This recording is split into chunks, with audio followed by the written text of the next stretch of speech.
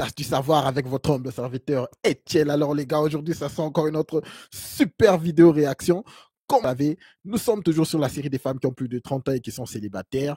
Elles savent pourquoi, nous savons pourquoi. Tout le monde sait pourquoi, mais elles continuent toujours à jouer au petit jeu. Alors sans plus tarder, nous allons directement passer à la réaction. Mais avant tout, les espaces masculins sont sous attaque. Voilà pourquoi nous avons créé ce milieu qui est votre milieu afin de montrer à tout le monde que nous n'avons pas de soucis à dire nos opinions ouvertement. Ceci est votre milieu, donc vous pouvez participer. Alors, sans plus tarder, nous allons directement passer à la réaction. Première vidéo. Un célibataire nous dit pourquoi c'est bien d'être en couple avec elle. Suivant. Voilà une petite vidéo sur ce que recherche une mère célibataire chez un homme. En fait, quand on est mère célibataire et qu'on recherche un homme, on ne recherche pas simplement un homme, on recherche un second père pour nos enfants, clairement. Mais là où c'est assez machiavélique, c'est que ce qu'on attend véritablement d'un homme qui va arriver dans notre vie et donc celle de nos enfants, c'est qu'il soit meilleur père pour nos enfants que leur propre père. Et c'est même pas vis-à-vis de nos enfants, hein. C'est surtout par vengeance vis-à-vis du père des enfants. On adore faire ça. Parce que bon, si on peut tomber sur un homme sympa, qui aime nos enfants, mais si en plus ça peut vraiment faire chier, voire blesser notre ex, bingo. Alors bon, une fois que vous nous avez montré que vous pouvez être un père ou un beau-père parfait, vous avez décroché notre cœur, même si à la base vous en demandiez pas tant. Bref, c'est fait. La relation est lancée. Et là arrivent les vacances. En plus, c'est le moment, je veux dire, on est au mois d'août, ça y est, là, c'est les vacances. Et comme en général, ceux qui sont des bons pères pour nos enfants, c'est tout simplement par expérience, c'est parce qu'eux aussi sont papas. Bien évidemment, les vacances, ça se fait en famille. Et là où on n'est pas très très contente, c'est quand monsieur finalement décide de prendre ses congés annuels pendant les vacances de ses enfants pour profiter de ses vacances, faire une partie avec nous et les enfants et une partie avec lui et ses enfants. Parce que nous, on veut que vous soyez des pères parfaits, mais pour nos enfants, pas pour vos enfants. À partir du moment où on est en couple, on attend de vous que vous soyez avec nous à 100%. Il n'y a plus de on partage un peu notre temps, chacun avec ses propres enfants et puis tous ensemble. Non, non, non. Nous, de notre côté, avec nos propres enfants, d'accord. Par contre, vous avec vos enfants, mais nous et nos enfants. Pas juste vous, vos enfants, vous allez vous éclater et vous nous laissez chez nous, quoi. Ça n'existe plus. Ben oui, parce qu'après tout, maintenant, on est une famille. Alors, on est une famille, certes, mais quand on part, bon, et qu'on se fait des petits restos et tout, vous êtes gentils, mais c'est vous qui payez pour vos enfants, pour nous, et aussi pour nos enfants, quoi, parce que finalement, vous les aimez bien. Ah oui, et si on a des problèmes de communication avec vos propres enfants, vous avez plutôt intérêt à faire comprendre à vos enfants qu'on fait partie de votre vie et qu'il va falloir qu'ils s'y fassent. Non, parce que nous, à aucun moment, on se dira que si la communication n'est pas établie, c'est parce qu'on n'a pas su faire, parce qu'on est trop conne, ou simplement parce qu'il faut un peu de temps à chacun pour trouver sa place, et que c'est peut-être à nous aussi de faire un pas vers l'autre. Non, ça jamais. C'est à vous d'être jugé parti. Pour nous. Après, je dis on, mais comprenez certaines, voire beaucoup. Waouh! Les gars, est-ce que vous avez encore des doutes pourquoi est-ce que nous vous disons toujours d'éviter les mères célibataires? Ça, c'est la même vidéo du stream que j'ai essayé de faire hier. Pour ceux qui ont vu combien de fois j'ai essayé de tenter, j'ai eu des problèmes techniques, j'ai essayé vraiment de me débattre pendant toute la journée pour essayer d'améliorer la situation. La situation n'est pas toujours 100% exacte, mais il y a quand même des améliorations. Alors, Peston, est-ce que tu m'entends? J'espère que mon micro passe très bien. Aujourd'hui, il n'y a pas de problème, n'est-ce pas? J'espère que tu vas très bien. J'espère qu'il y a le son. Je vois il y a un signal. Et puis, j'ai aussi mon retour. Je crois que tout va bien. Alors, les gars, vous avez écouté cette vidéo de vous-même. Premier point. Elle dit tout clairement que les mères célibataires ne cherchent pas seulement quelqu'un, ok, avec qui ils veulent être en couple. Ils cherchent un père pour leurs enfants. Pas seulement un père pour leurs enfants, mais un père meilleur que le père biologique de leurs enfants.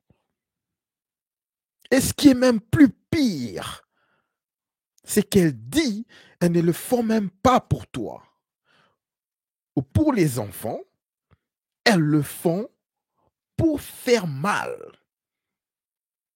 au père biologique de leurs enfants. Est-ce que vous pouvez un peu vous imaginer comment est-ce qu'une personne normale, une personne décente peut penser comme ça? Ça, c'est les mères célibataires, les gars. OK? Problème à problème. Moi, je vous dis toujours, généralement, écoutez, les mères célibataires, moi, selon mon expérience, elles ont généralement des problèmes de prioriser les histoires. Généralement, elles ont un problème. La façon dont elles priorisent les histoires sont très, très... c'est un peu bizarre, c'est un peu entremêlé. Juste pour que tu puisses être mère célibataire, ok? C'est vrai qu'il y a des différences. Il y en a celles, je ne parle pas vraiment des mères célibataires qui ont été dans des mariages, peut-être qu'elles ont été mariées et puis il y a eu un divorce, mais bon voilà, elles sont toujours mères célibataires, mais c'est un peu différent, ok? Je parle des mères célibataires, la majorité, hein, la majorité des mères célibataires dans notre société actuelle. La majorité des mères célibataires sont des mères célibataires par choix. Elles se disent, elle veut être avec un homme. Parfois, elles n'aiment même pas vraiment cet homme. Elles le font pour certains intérêts. Et généralement, quand ça arrive, lorsque cette situation arrive, il y a certains hommes qui les ont même demandé, qui ont essayé de leur en parler. Écoute, moi et toi, ça ne tient pas vraiment. Je ne crois pas que cette situation va bien se passer. Est-ce qu'il y a moyen de trouver une solution? Tu vois, je ne sais pas. Vous connaissez le mot avant. Je n'ai pas envie de le dire sur YouTube. Est-ce qu'il n'y a pas moyen? C'est vrai que c'est son corps, mais il y a toutes ces options qu'une mère célibataire a avant d'amener un enfant dans le monde. Mais elles choisissent toujours des autres raisons. À fin de compte, lorsqu'elles sont maintenant mères célibataires, qu'est-ce qu'elles disent au monde? Non, c'est trop dur, nous sommes des mères célibataires, nous sommes indépendantes, ce que nous faisons, c'est vraiment trop dur, nous avons le monde derrière notre dos, et ceci, c'est là. Elles ont choisi d'être mères célibataires en grande majorité. Ça, c'est la vérité. Sans doute. Passons, nous allons lire rapidement les commentaires, ok? Nous n'allons pas traîner parce que j'ai essayé déjà de faire cette vidéo. Donc, nous allons directement passer aux commentaires et voir quelques commentaires des hommes ou qu'est-ce que les gens disent ici? Premier commentaire, allons-y carrément rapidement. Le mieux est d'éviter les mères célibataires, quitte à rester seul toute sa vie. Exactement. Comme on dit, il vaut mieux être seul qu'être mal accompagné. Très bien dit. Deuxième commentaire, bref, tant qu'à faire, les gars. Si vous avez le choix, prenez une femme sans enfant. Laissez les autres se démerder. Fait sens. Troisième commentaire, un deuxième père avec aucun droit d'autorité. Et si l'enfant est un peu vicieux, relation pourrie. Lisons le dernier commentaire intéressant. Cela explique pourquoi ces femmes auto-centrées sur leurs besoins et désirs vont d'échec en échec dans leur vie de couple. La réponse est simple. Manque de générosité et de respect de l'autre. Fuite égale fuite de tout homme équilibré. Quel bon commentaire. Je crois que j'ai déjà vu cette vidéo. On a essayé de revoir cette vidéo hier et on avait des problèmes techniques. Je crois que mon son est toujours bon. Ouais, aujourd'hui en tout cas, c'est juste l'image. Je ne sais pas qu'est-ce qui se passe avec, peut-être que c'est mon PC. Vous voyez, mes images sont en train de saccader, ça fait quelques jours. Mais nous allons arranger ça avec le temps. Le plus important, c'est que moi, vraiment, je veux être là. Je veux que nous puissions parler chaque jour en entendant que je suis en train d'arranger la situation technique Alors, deuxième vidéo, ce que nous allons voir aujourd'hui, la deuxième vidéo va vraiment résumer, comme d'habitude, le parcours de la vie de la femme moderne. Pourquoi est-ce que la majorité des couples de nos jours échouent? Que ce soit marié ou que ce soit juste tout court, couple, copain-copine. OK? Aujourd'hui, vraiment, nous allons voir pourquoi est-ce que la majorité de ces relations échouent avec cette vidéo. Euh, Lisons carrément, c'est une histoire. Suivons l'histoire dans le calme. Vous allez voir de quoi je parle. Allons-y. Je ne suis pas amoureuse de mon deuxième mari. Je ne sens aucun son. Je ne sais pas qu'est-ce qui se passe. Voyons voir. Salut les filles, je suis jeune mariée. C'est mon deuxième mariage et ça ne va pas du tout. On s'est choisi sur des critères importants, la religion, la personnalité, et sur ça, je n'ai rien à dire, machallah. Le son est très bas. Je ne l'aime plus. Je vais encore essayer. Je vais encore essayer, les gars. Le son de cette vidéo est très bas. Je ne sais pas si vous l'écoutez, mais moi, je l'écoute à peine. Je ne suis pas amoureuse de mon deuxième mari. Salut les filles, je suis jeune mariée. C'est mon deuxième mariage et ça ne va pas du tout. On s'est choisi sur des critères importants, la religion, la personnalité, et sur ça, je n'ai rien à dire, machallah. Le problème est physique, je ne l'aime plus. Et il a des manières aussi qui me repoussent. Surtout lorsqu'il veut un rapport, je me force totalement. Je n'en peux plus de cette situation, ça fait seulement quelques mois que nous sommes mariés, et une semaine que je suis installée avec lui dans notre appart. Alors, essayez juste de lire les captions, parce que moi, personnellement, le volume de cette vidéo est très bas. Je n'entends presque pas. Essayez juste de lire, ok, pour comprendre aussi l'histoire. Ok, le volume est très bas. Je m'excuse pour la Les premiers mois, on se voyait dans un hôtel en attendant de s'installer, et je prenais sur moi pour les rapports, parce que je savais que j'allais rester que 2 jours maxi avec lui. À chaque fois que je devais aller le voir, j'avais une boule au ventre. On ne se voyait que tous les 15 jours à peu près, mais je me suis dit qu'il fallait que je patiente, peut-être que ça allait passer, peut-être que lorsqu'on sera dans notre appartement, ça irait mieux, et je m'attacherai encore plus à lui. Mais rien du tout, c'est pire que tout. Alors, je vais essayer d'expliquer cette vidéo en entendant, lorsque nous sommes en train d'avancer, qu'est-ce qu'elle dit. Il y a une femme, ok? Il y a une femme qui s'est mariée, qui est mariée.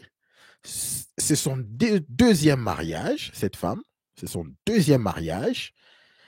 Elle est mariée, mais elle n'est pas vraiment attirée à son homme. Je crois qu'elle parle du physique, physiquement. OK? Rendez-vous compte que c'est son deuxième mariage. Donc, elle a déjà eu un mariage raté avant. Alors, elle dit, elle voulait un peu donner un peu de temps, elle voulait voir est-ce que les histoires vont changer, essayer elle s'efforce même lorsqu'elle veut avoir du rapport avec son mari et tout ceci. Rien ne passe vraiment. C'est de ça qu'elle est en train de parler. Parce que le son est très bas, je voulais vraiment essayer de vous mettre dans la loupe, ok? D'ailleurs, en parlant de l'appart, je ne l'aime pas non plus.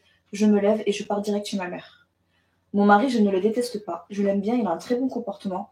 Il est aux petits soins avec moi, je ne manque de rien, mais je n'en suis pas amoureuse. Je n'arrive même pas à être affective avec lui. Je pense carrément au divorce, mais la honte, ça sera mon deuxième divorce. Je vais tuer ma mère si je fais ça, et ma famille ne me prendra plus jamais au sérieux. Qui voudra de moi après 2 divorces? Je n'ai pas d'enfant, je ne sais pas ce qui m'arrive, j'en ai parlé autour de moi.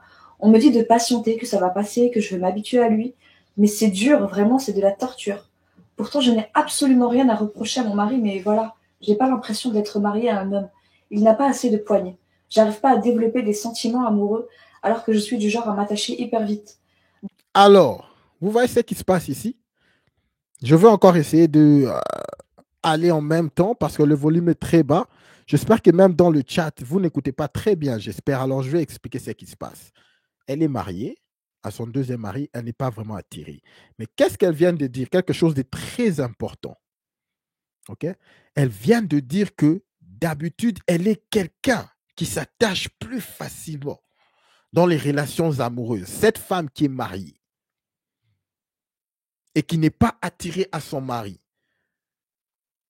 elle dit tout clairement que d'habitude, je suis quelqu'un qui m'attache dans les relations amoureuses très facilement et très vite. Est-ce que vous savez qu'est-ce que ça veut dire, ça?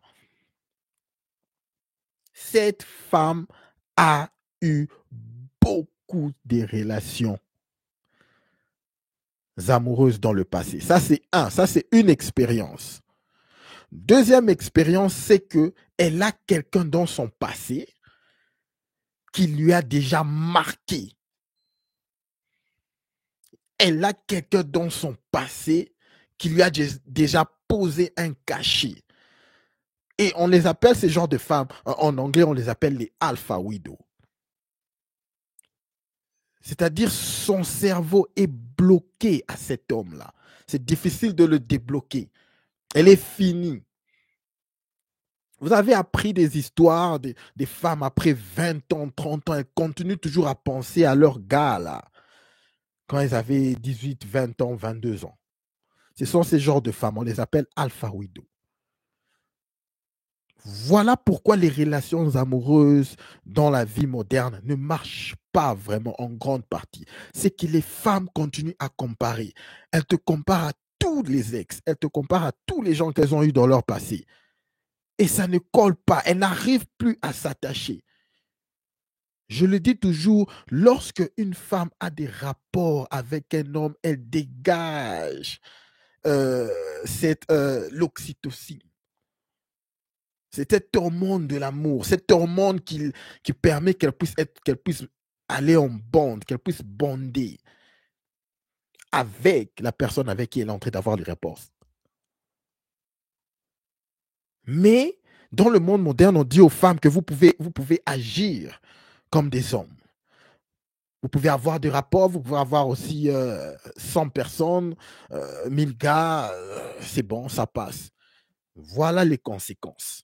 Dans un mariage, déjà deuxième mariage, elle n'arrive pas à s'attacher à son homme et elle dit tout clairement que mon gars, je n'ai rien à le reprocher. Il fait tout, il prend soin de moi. Mais je n'arrive pas à m'attacher à lui, je ne sais pas qu'est-ce qui se passe. Voilà les vrais problèmes des relations amoureuses dans les temps modernes. Continuons. Donc voilà 4 mois de mariage, 4 mois que je patiente en me disant que ça ira mieux, mais non. Ça va mieux que lorsque je suis loin de lui. Est-ce que c'est déjà arrivé à quelqu'un? Besoin de conseils, s'il vous plaît. Ça lui arrive que lorsqu'elle est loin de lui. Trop de casseroles dans la tête. Alors, salut la famille, merci beaucoup à tout le monde d'être là. Ansdes, merci beaucoup d'être là. Jean-Baptiste, merci beaucoup. Gino, merci beaucoup d'être là. Peston, ouais, je t'ai déjà salué, mon cher. Merci beaucoup à tout le monde. Merci pour votre soutien. OK? Alors, qu'est-ce qu'elle vient de dire? Ça lui arrive que lorsque la personne est loin ou lorsqu'ils ne sont pas ensemble. Ça, c'est juste les résultats de ce que je vous dis. De la vie de la femme moderne qui a été convaincue qu'elle peut avoir des rapports sexuels comme elle veut, elle peut s'amuser et elle va se réveiller un bon jour et dire « Ok, je veux cet homme ». Et elle va aimer cet homme. Ça ne marche pas comme ça. Nous sommes des humains et nous nous attachons. OK? Et surtout plus les femmes, parce que nous ne sécrétons pas les mêmes hormones lorsque nous avons des rapports sexuels. Nous ne sécrétons pas les mêmes hormones. OK? Les femmes doivent savoir cela. Alors, qu'est-ce que vous dites, les gars? C'est bon. Au niveau du son, on entend bien. OK. Quelques mois, c'est grave, lol. Ah, et plus deuxième mariage. Exactement. Suivons rapidement juste le conseil que la dame va lui donner. Peut-être qu'il y aura... Je pense que ce genre de problème, on peut l'éviter dès le début. Je pense que dès le début, on sait si une personne nous attire ou pas. Vous savez que même si vous voulez faire les choses religieusement, c'est pas interdit de connaître la personne avant le mariage. Bien sûr, il y a des règles, il y a un cadre à respecter, mais l'attirance physique, tu vois dès le début. Il n'y a pas de « on verra ça plus tard », non, c'est dès le début en fait. Faut arrêter de faire les hypocrites et de dire « ouais, je me base pas sur le physique, moi je me base que sur la personnalité, etc. » Parce qu'après, ça crée ce genre de choses. On va arrêter d'être hypocrite. Le physique, c'est quand même assez important. Tu vas quand même passer toute ta vie avec lui. Enfin, t'es censé passer ta vie avec lui. Après, on vous demande pas d'établir une liste de critères de beauté non plus. Mais il y a quand même un minimum. On se marie pas juste pour se marier. On se force pas à se marier juste pour accomplir un devoir. Quand on se marie, c'est un engagement et à vie. Et tu n'engages pas que toi, tu engages aussi une autre personne et une autre famille. Donc si tu sais à l'avance que tu vas perdre du temps, Ne t'engage pas. Il y a trop de choses à dire, je pense que je vais faire une vidéo. Hmm. Rien à reprocher à mon mari, mais voilà. Alors, le vrai problème, elle croit que peut-être que la fille n'était pas vraiment attirée au gars déjà en avance. Si c'est là, moi je crois pas que c'est ça le problème. Le vrai problème, c'est cette histoire d'être attaché à plusieurs personnes avant que tu puisses arriver à ton mari. C'est ça le vrai problème. Écoutez, l'attraction physique, ça change dans un couple. Est-ce que vous savez que dans 20 ans, nous n'allons même pas, nous tous ici, nous n'allons pas ressembler à ce que nous ressemblons là présentement. Certains d'entre nous vont changer. Surtout les femmes. Nous, les hommes, quand même, nous gardons notre esthétique, surtout si tu prends bien soin de toi. À 30 ans, 40 ans, d'autres deviennent même plus beaux vers ces âges-là. Mais les femmes, mes chers, le mur de Berlin les frappe tellement fort. Je peux vous dire de faire une expérience. Essayez de revoir toutes vos amis avec qui vous êtes allés à l'école primaire ou même au campus, même à l'université. Si vous êtes dans la trentaine, dans la quarantaine, essayez de les revoir à quoi elles ressemblent, la majorité. Les gars, vous serez choqués. Je vous rassure que vous serez choqués. Donc, ce qui veut dire que l'attraction physique, oui, c'est bien. Oui, c'est bien. Mais ce n'est pas seulement ce qui compte.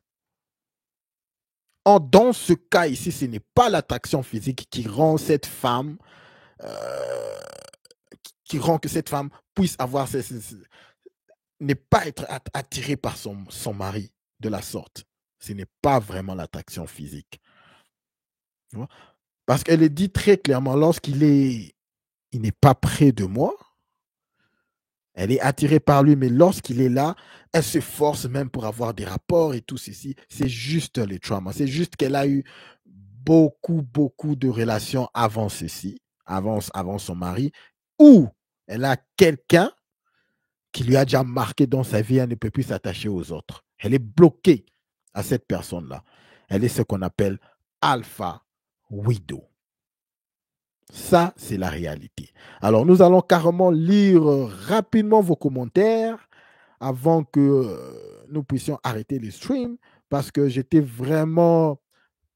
suis vraiment en train d'essayer d'arranger cette situation technique. Ça me dérange un peu trop.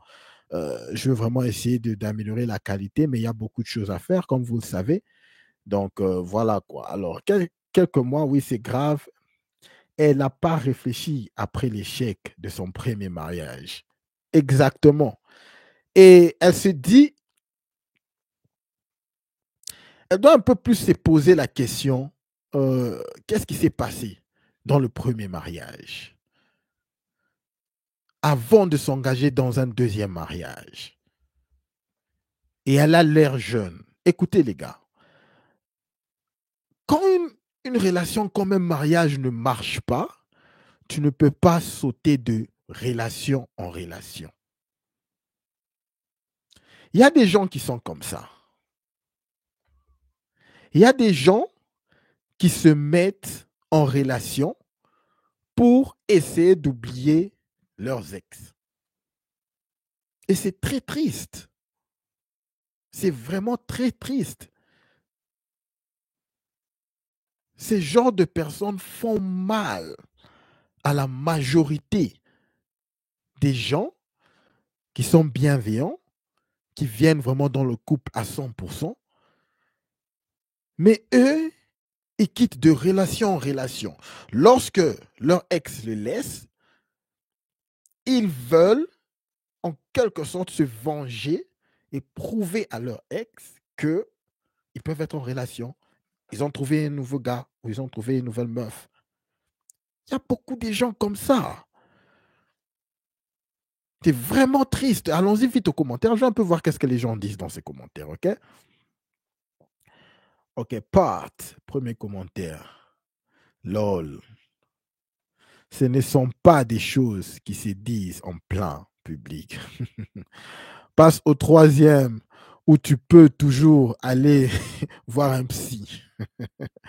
Là, on est en train de parler à la femme, c'est déjà son deuxième mariage. À quoi il sert ta voile? On voit tes cheveux. Ça, c'est la personne qui parle.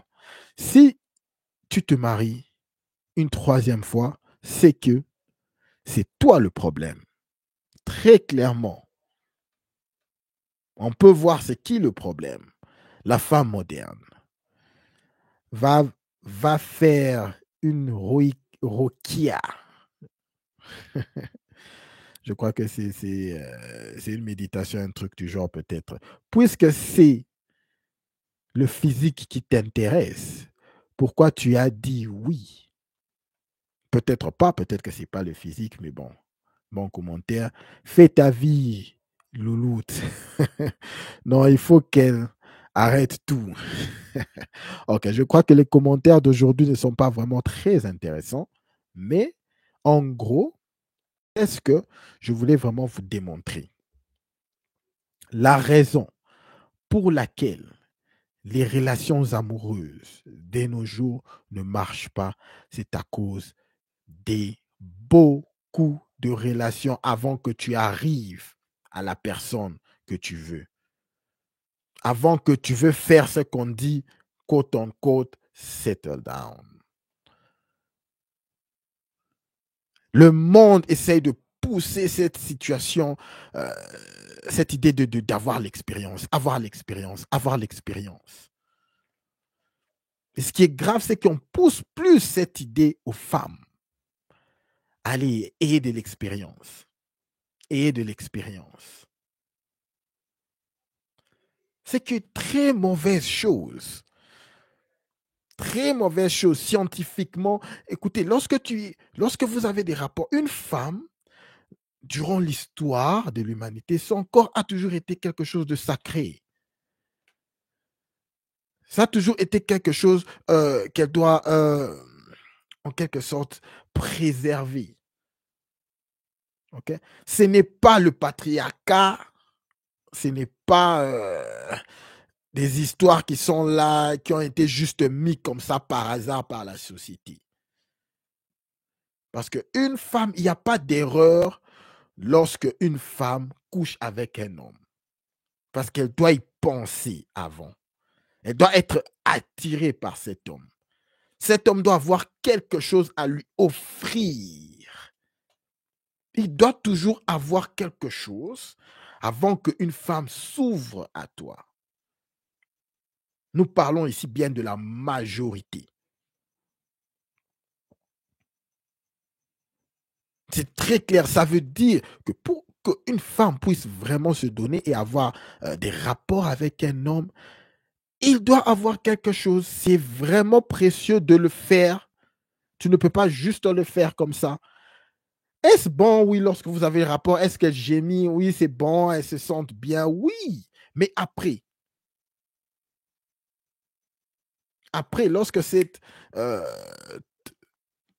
ton cerveau finalement, ton thinking finalement revient à la normale, qu'est-ce que tu en penses? Nous avons suivi, il y a même des acteurs de pi, des acteurs de pi. Beaucoup d'entre elles se disent la majorité du temps, lorsqu'elles ont ces rapports-là, elles doivent se droguer, elles doivent vraiment ne pas être là. Elles sont vraiment, la majorité on dit ces témoignages. Elles sont vraiment ouf, elles sont même pas là. Lorsqu'elles terminent de faire l'acte, finalement elles se disent, ah, ok, c'est passé. Ok, c'est passé. Ça devient comme, jusqu'à tel point, elles atteignent le niveau, ça devient comme une drogue, dans le sens, ok, je dois caser, je dois cocher cette case, je dois cocher cette case. Ok. Elles ne sont pas, elles ne gémissent pas vraiment, elles ne veulent pas savoir ce qui se passe pendant l'acte, mais à la fin, elles se disent juste, ah, ok, j'ai fait ça. Ah, ok, j'ai fait ça. Ok, j'ai fait ça. Ce n'est pas le même rapport avec les hommes qui sont les acteurs de pi. Ce n'est pas le même scénario. La majorité d'entre eux peuvent venir, même s'ils ne boivent pas. Ils sont à l'aise, ils le font. Ça montre que on est différent. On est très différents biologiquement, mentalement. Alors avec cette situation, on continue à inculquer aux femmes que vous pouvez agir comme des hommes, vous pouvez agir comme des hommes. Finalement, elles font tout ça. Elles font tout ça. Et lorsqu'elles se décident qu'elles veulent se marier avec quelqu'un, il y a cette situation où quelqu'un ne peut pas, où elle n'arrive pas à s'attacher. Elle parle du physique. Le physique, ce n'est pas vraiment le physique, c'est l'attachement. Elle ne peut plus s'attacher. L'oxytocine diminue au fil de temps. De plus en plus tu t'attaches à plusieurs personnes, de plus en plus cette oxytocine-là qu'elle release quand elle vend des rapports n'a plus vraiment de valeur. OK? Parce que le corps déjà te dit que tu t'attaches, on ne veut plus s'attacher. Vous pouvez Google et faire des recherches sur l'oxytocine. Je n'ai pas envie d'entrer dans la médecine et tout. Faites des recherches. Moi, j'ai déjà fait toutes ces recherches sur la façon dont les femmes s'attachent aux hommes et tout ceci durant les rapports. J'ai déjà fait toutes ces recherches. On est très différents. Nous, on ne sécrète pas l'oxytocine pendant les rapports. Voilà, les résultats sont là. La majorité des femmes, voilà pourquoi la majorité des hommes font souvent il y a des blagues, il y a cette blague. J'ai vu une blague où il y avait un homme qui disait, il a mis une photo et puis il disait, la majorité des hommes comprennent cette photo parce qu'il y avait un chat et une chatte. Et la chatte était énervée là. La photo, la chatte, elle était énervée. Et le chat qui était là, qui regardait, mais qu'est-ce qui se passe? Alors, le caption, ça disait, la majorité des maris comprennent cette photo parce qu'ils se disent souvent, leur femme qui vient là, qui est énervée, qui est tout en colère, pour rien. Mais qu'est-ce qui se passe? Pourquoi tu es en colère? Qu'est-ce qui se passe? C'est vrai que la femme a des hormones, c'est vrai qu'elle se réveille aujourd'hui, c'est de ouf, demain, c'est quelque chose de différent. C'est vrai que toutes ces histoires arrivent. On ne le dénie pas, c'est vrai. OK? C'est vrai. Mais il faut bien aussi savoir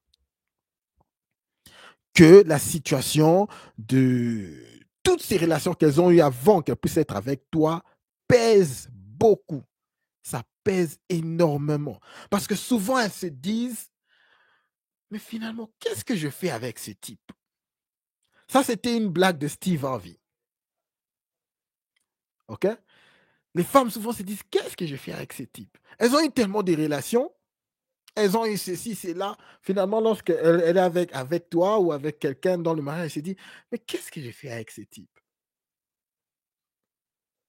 Elle devient malheureuse. Voilà pourquoi elles sont malheureuses. Parce qu'elles comparent tout.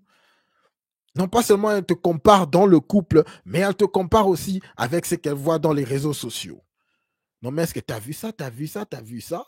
Mais tu as vu ça, tu as vu ça? Au lieu de se contenter de ce qui est dans le couple. Avant qu'une femme puisse vraiment être prête à avoir des rapports avec toi, ça commence là, une femme.